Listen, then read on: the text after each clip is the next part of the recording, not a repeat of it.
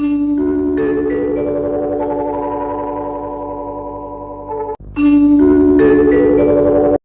ಭಾರತದ ಅಭಿನವ ಭಾರತ ಪಾತ್ರಗಳ ನಡೆನುಡಿಯ ಸಮಸ್ಯೆಗಳು. ನಿಮಗೆಲ್ಲರಿಗೂ ನನ್ನ ಲೈಫ್ ಟೈಮ್ಸ್ ಮೀಡಿಯಾ ಚಾನಲ್ಗೆ ಸ್ವಾಗತ ಕೋರುತ್ತಾ ಆದಿಪರ್ವ ಕಥೆಯನ್ನು ಮುಂದುವರಿಸ್ತಾ ಇದ್ದೇನೆ.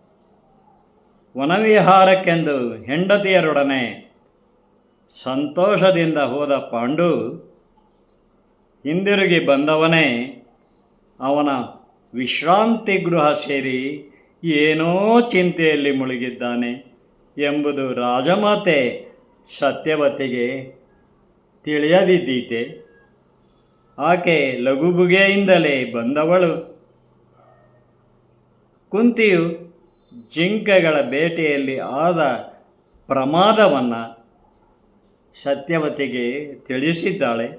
ಅವಳು ಅರೆಕ್ಷಣ ಪಾಂಡುವಿನ ತಲೆದಡವಿ, ಆದದ್ದಾಯಿತು ಪಾಂಡು, ಅದಕ್ಕೆ ಮಂತ್ರಶಕ್ತಿಯಿಂದಲೇ ಪರಿಹಾರವಿದೆ ಎಂದರೆ ವ್ಯಾಸನನ್ನು ಕರೆದು ಕೇಳಿದರಾಯಿತಲ್ಲ ಎಂದಳು ಲಘುವಾಗಿ.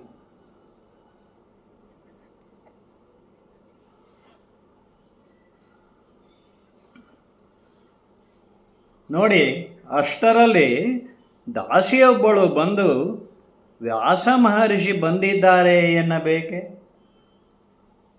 ಸರ್ವಾಂತರ್ಯಾಮಿ ವ್ಯಾಸ ಇನ್ನೊಬ್ಬರ ಮನಸ್ಸಿನಲ್ಲಿ ತನಗೆ ಆಪ್ತರಾದವರ ಮನಸ್ಸಿನಲ್ಲಿ ಏನಿದೆ ಎಂಬ ತಿಳಿಯಬಲ್ಲವನೂ ಕೂಡ ಅವನು.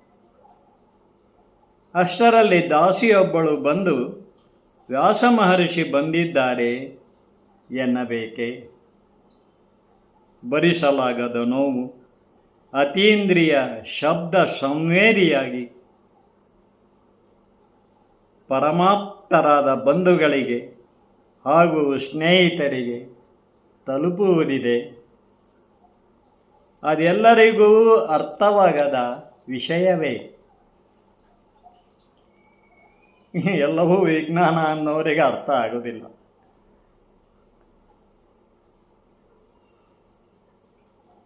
ತತ್ವಜ್ಞಾನ ಅರ್ಥ ಆಗುವುದಿಲ್ಲ.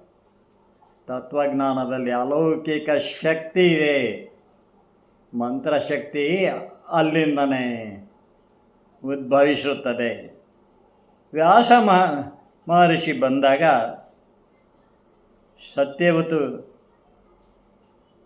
ವ್ಯಾಸ ಮಹರ್ಷಿ ಬಂದಾಗ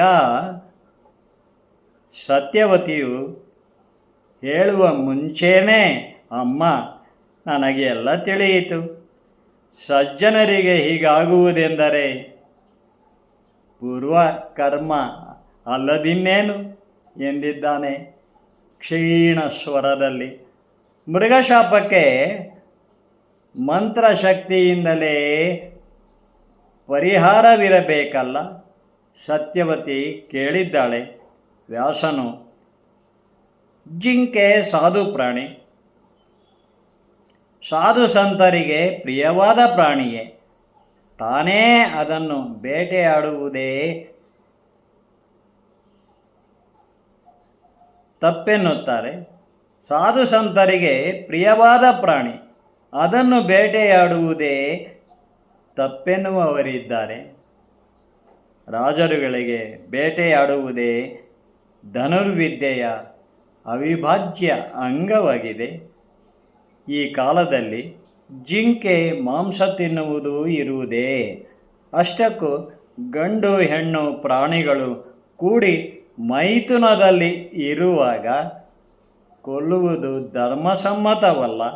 ಅದು ಪಾಪ ಪಾಂಡು, ನೀನು ದುಡುಕಿನಿಂದ ಮಾಡಿದ ಅಪರಾಧವೇ ಎಂದೇ ಹೇಳಿದ್ದಾನೆ ವ್ಯಾಸ. ಇದಕ್ಕೆ ಪರಿಹಾರವೇನು ಪೂಜ್ಯರೇ? ಮಾದ್ರಿಯು ಕಾತರದಿಂದ ಕೇಳಿದ್ದಾಳೆ. ಇದೇ ಮಾತ್ರಿ, ಅದರಂತೆ ನಡೆದುಕೊಳ್ಳುವುದು ಮಾತ್ರ ಕಠಿಣ. ಆದರೂ ಪಾಂಡು ನಡೆದುಕೊಳ್ಳಲೇಬೇಕು, ಬೇರೆ ದಾರಿ ಇಲ್ಲ. ಅವನಷ್ಟೇ ಅಲ್ಲ, ಮಾದ್ರಿ, ಇನ್ನು ಮುಂದೆ ನೀನು ಕುಂತಿಯು ಪಾಂಡುವಿನೊಂದಿಗೆ ದೈಹಿಕವಾಗಿ ಅಂತರ ಕಾಯ್ದುಕೊಳ್ಳಬೇಕು, ತಿಳಿಯಿತೆ? ವ್ಯಾಸನೆಂದಾಗ ಕುಂತಿ ಮಾದ್ರಿಯರು ಸ್ತಬ್ಧರಾದರೆ ಪಾಂಡು ದಿಗ್ಭ್ರಾಂತನಾಗಿದ್ದಾನೆ. ಈಗಾಗಲೇ ಸತ್ಯವತಿಯು ತನ್ನ ಸೊಸೆಯರಿಗೆ ಸಂತಾನ ಪ್ರಾಪ್ತಿಯಾಗಲು ಮಾಡಿದ ಪ್ರಯತ್ನವು ಕಡಿಮೆ ಏನಲ್ಲವಲ್ಲ.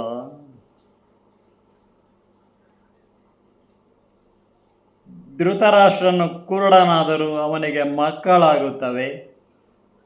ಪಾಂಡುವು ತನ್ನ ಹೆಂಡಿರೊಂದಿಗೆ ದೈಹಿಕವಾಗಿ ಕೂಡದೆ ಅವನಿಗೆ ಮಕ್ಕಳಾಗುವುದೆಂತು ಕುಂತಿ ಮಾದ್ರಿಯರಿಗೂ ನಿಯೋಗವೇ? ಸತ್ಯವತಿ ದುಃಖ ತಪ್ತಳಾಗಿದ್ದಾಳೆ. ವ್ಯಾಸನು ಪಾಂಡು ಪುತ್ರರನ್ನು ಪಡೆದು ಪಿತೃಋಣದಿಂದ ಮುಕ್ತನಾಗದಿದ್ದರೆ, ವ್ಯಾಸ ಹೇಳ್ತಾ ಇದ್ದಾನೆ, ಪಾಂಡು ಪುತ್ರರನ್ನು ಪಡೆದು ಪಿತೃಋಣದಿಂದ ನೀನು ಮುಕ್ತನಾಗದಿದ್ದರೆ ಸದ್ಗತಿ ಪ್ರಾಪ್ತಿಯಾಗದು. ಕನ್ಯೆಯೊಬ್ಬಳು ವಿವಾಹ ಪೂರ್ವದಲ್ಲೇ ಪಡೆಯುವ ಮಗುವು ಕಾನೀನನೆಂದು ಗುರುತಿಸಲ್ಪಡುತ್ತದೆ. ಮೊದಲ ಧರ್ಮ ಪತ್ನಿಯಲ್ಲಿ ಪಡೆಯುವ ಮಗುವನ್ನು ಸುಸಂಜಾತ ಸಂತಾನ, ಎರಡನೇ ಪತ್ನಿಯಲ್ಲಿ ಪಡೆದ ಮಗುವು ಪೌನರ್ಭವ ಸಂತಾನವೆನ್ನುತ್ತಾರೆ.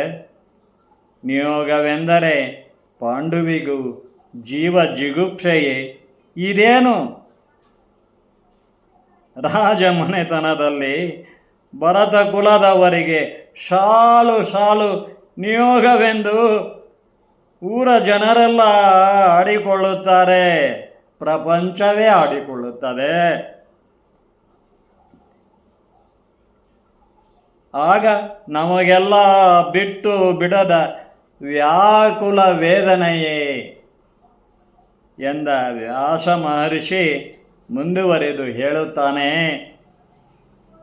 ಈಗಾಗಲೇ ಉದ್ದಾಲಕನೆಂಬ ಋಷಿಯ ಮಗ ಶ್ವೇತಕೇತು ತನ್ನ ತಾಯಿ ಬೇರೊಬ್ಬ ಋಷಿಯೊಂದಿಗೆ ದೈಹಿಕ ಸಂಬಂಧ ಇಟ್ಟುಕೊಂಡಿದ್ದನ್ನು ತನ್ನ ತಂದೆ ಉದ್ದಾಲಕನು ತಿಳಿದವನಾಗಿ ಅದು ಅನೈತಿಕ ಅಲ್ಲವೆಂಬಂತೆ ಇದ್ದನೆಂಬುದು ಅರಿತವನಾಗಿ ಶ್ವೇತಕೇತು ತನ್ನ ತಂದೆ ಉದ್ದಾಲಕನ ಮರಣಾನಂತರ ಹೆಂಡತಿಯರು ತಮ್ಮ ಗಂಡಂದಿರಿಗೆ ದೈಹಿಕ ಪಾವಿತ್ರ್ಯತೆಯಲ್ಲೂ ನಿಷ್ಠರಾಗಿದ್ದರೆ ಮಾತ್ರ ಅವರಿಗೆ ಹುಟ್ಟುವ ಮಕ್ಕಳು ಅವರ ಮಕ್ಕಳೇ ಎಂದು ತಿಳಿಯುತ್ತದೆ.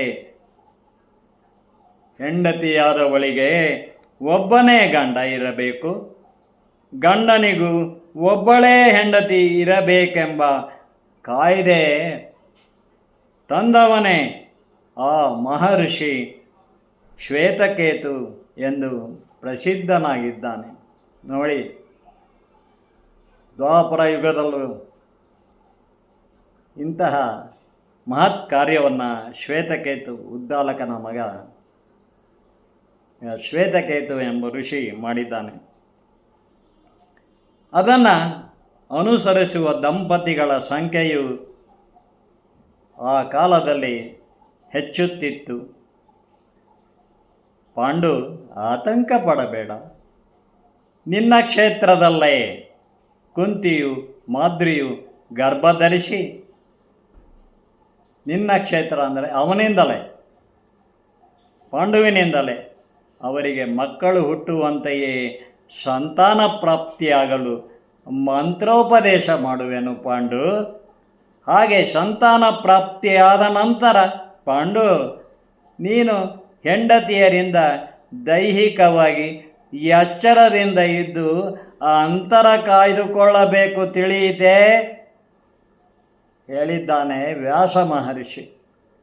ಇದೀಗ ತಟ್ಟನೆ ಕುಂತಿಗೆ ತನ್ನ ಮದುವೆಗೆ ಮುಂಚೆ ನಡೆದ ಸಂಗತಿ ನೆನಪಿಗೆ ಬಂದಿದೆ. ಅವಳು, ಪೂಜ್ಯರೇ, ನಾನು ಆಗಷ್ಟೇ ಯೌವನಕ್ಕೆ ಕಾಲಿಟ್ಟ ಕನ್ನೆ. ಅಂದೊಮ್ಮೆ ದೂರ್ವಾಸ ಮುನಿಯು ನಮ್ಮ ಅರಮನೆಯಲ್ಲಿ ಕೆಲವು ತಿಂಗಳುಗಳೇ ವಾಸ್ತವ್ಯ ಮಾಡಿದ್ದರು. ದೂರ್ವಾಸರು ತುಂಬ ಕೋಪಿಷ್ಠರೆಂದೇ ಕೇಳಿ ತಿಳಿದ ನಾನು ಅಷ್ಟೇ ಜಾಗ್ರತೆಯಿಂದ ಶ್ರದ್ಧೆಯಿಂದ ಅವರ ಸೇವೆ ಚಾಚೂ ತಪ್ಪದೆ ಮಾಡಿದೆ. ಅವರು ಹೋಗುವಾಗ ನನ್ನ ಆದರಾತಿಥ್ಯದಿಂದ ಸಂತೃಪ್ತರಾದವರು. ನನಗೆ ಸಂತಾನ ಪ್ರಾಪ್ತಿಯಾಗಲೆಂದೇ 5 ದೇವತೆಗಳ ಮಂತ್ರಗಳನ್ನು ಉಪದೇಶಿಸಿದರು. ವಿವಾಹವಾದ ಮೇಲೆಯೇ ನಾನು ನೇಮ ನಿಷ್ಠೆಯಿಂದ ಒಂದೊಂದು ಮಗುವಿಗೂ ಒಂದೊಂದು ಮಂತ್ರ ಜಪಿಸಿ ಪ್ರಾರ್ಥಿಸಿದೆ ಎಂದರೆ, ವಿವಾಹವಾದ ಮೇಲೆ ನಾನು ನೇಮನಿಷ್ಠೆಯಿಂದ ಆ ಒಂದೊಂದು ಮಂತ್ರ ಜಪಿಸಿದರೆ ಆ ದೇವತೆಯ ಅನುಗ್ರಹದಿಂದ ನಾನು ನನ್ನ ಪತಿಯ ಕ್ಷೇತ್ರದಲ್ಲೇ ಗರ್ಭಿಣಿಯಾಗುವೆನೆಂದು ನನಗೆ 5 ಗುಣಸಂಪನ್ನರಾದ ಗಂಡು ಮಕ್ಕಳು ಹುಟ್ಟುವರೆಂದೇ ಹೇಳಿದ್ದರು.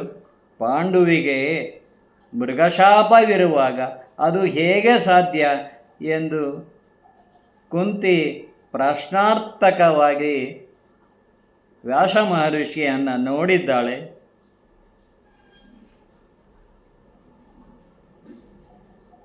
ತುಸು ಯೋಚಿಸಿದ ವ್ಯಾಸನು, ಸಾಧ್ಯವಿದೆ ಕುಂತಿ.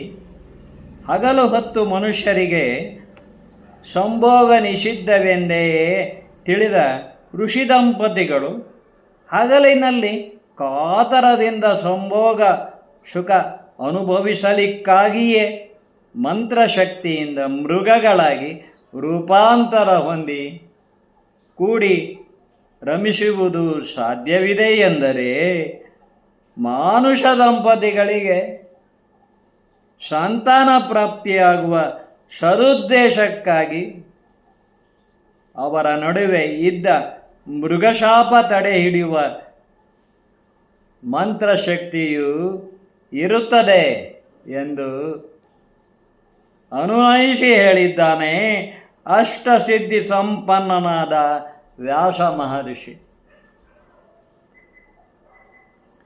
ವ್ಯಾಸ, ಅದು ಹೇಗೆ ಸಾಧ್ಯ? ಸ್ವಲ್ಪ ಬಿಡಿಸಿ ಹೇಳು. ಸತ್ಯವತಿ ಉದ್ಗಾರ ತೆಗೆದಿದ್ದಾಳೆ. ಅಮ್ಮ, ಮಾನವ ಜನ್ಮವೇ ಶ್ರೇಷ್ಠ. ಅರಿತೋ ಅರಿಯದೆಯೋ ತಪ್ಪು ಎಲ್ಲರೂ ಮಾಡುತ್ತಾರೆ. ಅದನ್ನು ಅವರೇ ತಿದ್ದಿಕೊಳ್ಳಬೇಕಲ್ಲವೇ? ಈ ಮೃಗಶಾಪಕ್ಕೂ ಪರಿಹಾರವಿದೆಯಮ್ಮ ಎಂದ ವ್ಯಾಸ ಮಹರ್ಷಿಯು, ಪಾಂಡುರಾಜ, ನೀನು ಕುಂತಿ ಮಾದ್ರಿಯರನ್ನು ಕರೆದುಕೊಂಡು ಉತ್ತರಾಭಿಮುಖವಾಗಿ ಹೈಮಾಚಲ ಗಿರಿಶೃಂಗದತ್ತ ಹೊರಟು ತೀರ್ಥಕ್ಷೇತ್ರಗಳಲ್ಲಿ ನಿನ್ನ ಹೆಂಡತಿಯರೊಂದಿಗೆ ಸ್ನಾನ ಮಾಡಿ ಅಲ್ಲಿ ದೇವರ ದರ್ಶನ ಪಡೆಯಬೇಕು. ಶತಶೃಂಗದಲ್ಲಿ ಉಳಿದುಕೊಳ್ಳಬೇಕು. ಅಲ್ಲಿರುವಾಗ ನಿನ್ನೊಂದಿಗೆ ಕುಂತಿ ಮಾದ್ರಿಯರು ದೈವನಿಷ್ಠೆಯಲ್ಲಿ ಸಂತಾನ ಪ್ರಾಪ್ತಿಗಾಗಿ ಒಂದೊಂದು ಮಂತ್ರವನ್ನು ಪ್ರಾತಃ ಕಾಲ ನದಿಯಲ್ಲಿ ಮಿಂದು ಜಪಿಸಬೇಕು. ತಿಳಿಯಿತೆ? ಪಾಂಡು, ನೀನೂ ಕೂಡ ದೈವನಿಷ್ಠೆಯಲ್ಲಿ ಧ್ಯಾನಾಸಕ್ತನಾಗಿರು.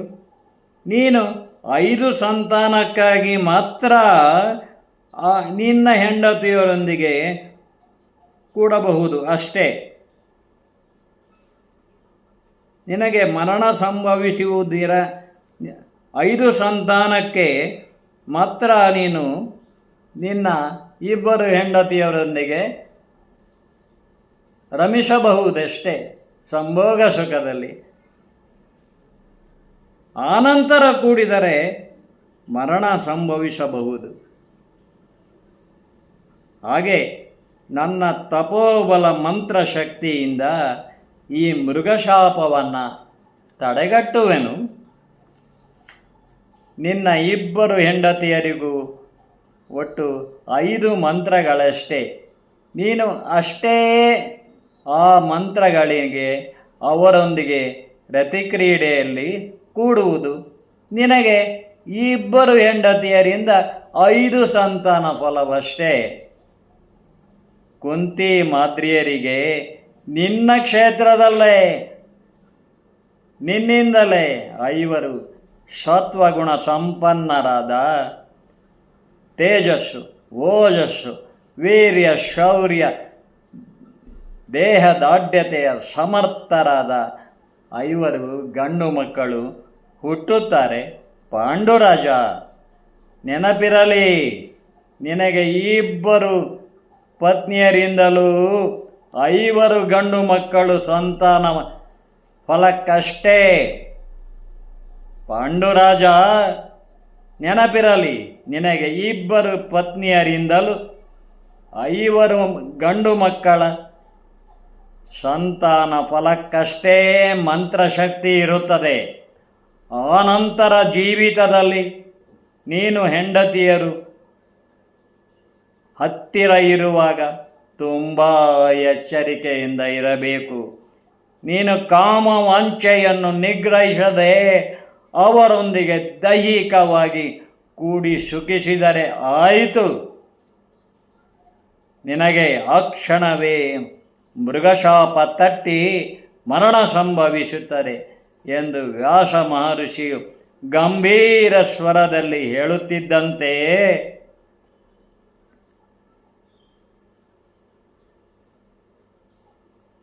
ಕುಂತಿ ಮಾದ್ರಿಯರಿಗೆ ಸ್ವಲ್ಪ ಸಮಾಧಾನವಾಯಿತಾದರೂ ಮುಖ ನೋಡಿಕೊಂಡಿದ್ದಾರೆ. ಮುಂದೇನೋ ಎಂತೋ ಎಂಬ ಆತಂಕ ಕಾಡಿದೆ. ಪಾಂಡು ಅವರನ್ನೇ ದಿಟ್ಟಿಸುತ್ತಾ ದಿವ್ಯ ಮೌನಿಯಾಗಿದ್ದಾನೆ ವ್ಯಾಸನು. ಪಾಂಡುರಾಜ, ಮನುಷ್ಯನಿಗೆ ಮನಸ್ಸೆಂಬುದೇ ಚಂಚಲ, ಅದೊಂದು ಕೊರಲಗು. ತನ್ನಿಂದ ಯಾವುದು ಕಷ್ಟ ಸಾಧ್ಯವೋ ಅದನ್ನೇ ಕುರಿತು ಚಿಂತಿಸುತ್ತದೆ. ಆ ಚಿಂತೆಯಿಂದ ಹೊರಬಂದು ಸಂಯಮದಲ್ಲಿ ಸಿದ್ಧಿ ಸಾಧಿಸಿದರೆ ಯಶಸ್ಸು ಲಭಿಸುತ್ತದೆ ಪಾಂಡು ಎಂದು ಹೇಳಿದ ಋಷಿ ವ್ಯಾಸ ಮುಂದುವರೆದು, ನೋಡು ಪಾಂಡುರಾಜ, ಮನುಷ್ಯ ಅವನಿಗೆ ಚತುರ್ವಿಧ ಪುರುಷಾರ್ಥಗಳಲ್ಲಿ ಒಂದಾದ ಕಾಮವು ಸಂತಾನೋತ್ಪತ್ತಿಯ ಸದುದ್ದೇಶದಿಂದ ಸದ್ವಗುಣದಲ್ಲೇ ಉದ್ದೀಪನೆಯಾದರೆ ಅವನ ಇಂದ್ರಿಯ ಕಲ್ಯಾಣದಲ್ಲಿ ಜೀವಿತ ಸಾರ್ಥಕ್ಯವಾಗುತ್ತದೆ. ಅವನು ಕಾಮವನ್ನು ರಜೋಗುಣದ ಉದ್ರೇಕಕ್ಕೆ ಹೋಗದಂತೆ ನಿಗ್ರಹಿಸಿದರೆ ಅದು ತಮೋಗುಣಕ್ಕೆ ಹೋಗಿ ತಮಂದದ ಕೇಡಿನ ಅಪಗತಿಯಲ್ಲಿ ಮನುಷ್ಯ ಅವಸಾನ ಹೊಂದುತ್ತಾನೆ. ನೋಡಿ, ಈ ಕಾರಣಕ್ಕಾಗಿ ಮಹಾಭಾರತ ಮನೆಯ ಕತೆ ಅಂತ ಹೇಳುವುದು ತಿಳಿದುಕೊಳ್ಳೋದು ಬಹಳ ಇದೆ. ಯಾವುದು ಅತಿಯಾಗಬಾರ್ದು, ತಿನ್ನುವ ಅನ್ನವೂ ಕೂಡ. ಪಾಂಡುರಾಜ, ನೀನು ಬಿಳಿಚಿಕೊಂಡು ಹುಟ್ಟಿದುದು ನಿನ್ನ ದೇಹಕ್ಕೆ ಊನವೇನಲ್ಲ ಎಂದು ತಿಳಿದಿದೆಯಲ್ಲ. ಮೂರ್ಛೆರೋಗಿಯ ಮಕ್ಕಳಿಗೂ ಕೂಡ ಮೂರ್ಛೆರೋಗಿಯ ಪತಿ ಅವನಿಗೂ ಆರೋಗ್ಯವಂತರಾದ ಮಕ್ಕಳಾಗುತ್ತವೆ ಅಲ್ಲ. ಇನ್ನು ಮುಂದೆ ದಾಂಪತ್ಯದಲ್ಲಿ ನೀನು ಕಟ್ಟುನಿಟ್ಟಾಗಿರಬೇಕಷ್ಟೇ. ನೀನು ಶತಶೃಂಗಕ್ಕೆ ಸಂಸಾರಿಯಾಗಿ ಇನ್ನು ಮುಂದೆ ದಾಂಪತ್ಯದಲ್ಲಿ ನೀನು ಕಟ್ಟುನಿಟ್ಟಾಗಿರಬೇಕಷ್ಟೇ. ನೀನು ಶತಶೃಂಗಕ್ಕೆ ಸಂಸಾರಿಯಾಗಿ ಹೋಗುವ ಮುನ್ನ ಮಹಾರಾಜನಾದ ನಿನ್ನ ಸ್ವಾಭಿಮಾನಕ್ಕೆ, ಗೌರವ, ಪ್ರತಿಷ್ಠೆಗೆ. ಹಾಗಾಗಿ ದೇಶದ ದಂಡಯಾತ್ರೆ ಮಾಡಿ ವೀರ್ಯ, ಶೌರ್ಯ, ಸಾಹಸಿಯಾಗಿ ದಿಗ್ವಿಜಯದ ವಿಜಯಿಯಾಗು. ಆ ನೋವನ್ನೆಲ್ಲ ಮರೆಯುವೆ. ನಿಮಗಾದ ವೈಯಕ್ತಿಕ ನೋವನ್ನೆಲ್ಲ ಮರೆಯುವೆ. ಕುಂತಿ ಮಾದ್ರಿಯರು ದೈವ ಶ್ರದ್ಧೆಯಲ್ಲಿ ಇದ್ದರೆ ನಿನ್ನೊಡನೆ ಒಲವಿನಿಂದ, ಒಲವೇ ಜೀವನ ಸಾಕ್ಷಾತ್ಕಾರ, ಒಲವೇ ಮರೆಯದ ಮಮಕಾರ, ಒಲವೇ ಜೀವನ ಸಾಕ್ಷಾತ್ಕಾರ. ಆ ದೇವರ ಕೃಪೆ ಆಗ್ತದೆ, ಅದು ಜೀವನ ಸಾಕ್ಷಾತ್ಕಾರ ಆಗ್ತದೆ. ಆದ್ದರಿಂದ ನೀನು ಯಾತ್ರೆ ಹೋಗು ಅಂತ ಹೇಳ್ತಾನೆ. ನಿಮ್ಮ ದಾಂಪತ್ಯ ಸಂತರಂತೆಯೇ ಸಾರ್ಥಕವಾಗುತ್ತದೆ. ಸಂತರಿಗೂ ಮಕ್ಕಳಿರ್ತಾರಲ್ಲ ಎಂದು ಹೇಳಿದ ಮಹರ್ಷಿಯು ವ್ಯಾಸನು ಪಾಂಡುರಾಜ ದಂಪತಿಗಳಿಗೆ ಶುಭಾಶೀರ್ವಾದ ಮಾಡಿದ್ದಾನೆ. ಆತ್ಮಸ್ಥೈರ್ಯ ಹೇಳಿ ಹೋಗಿದ್ದಾನೆ.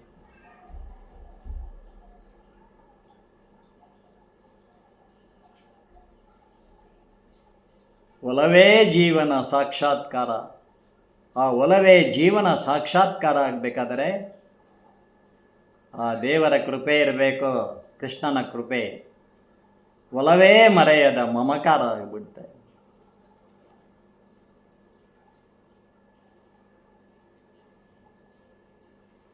ನಿಮಗೆಲ್ಲರಿಗೂ ಶುಭಾಕಾಂಕ್ಷೆಗಳು.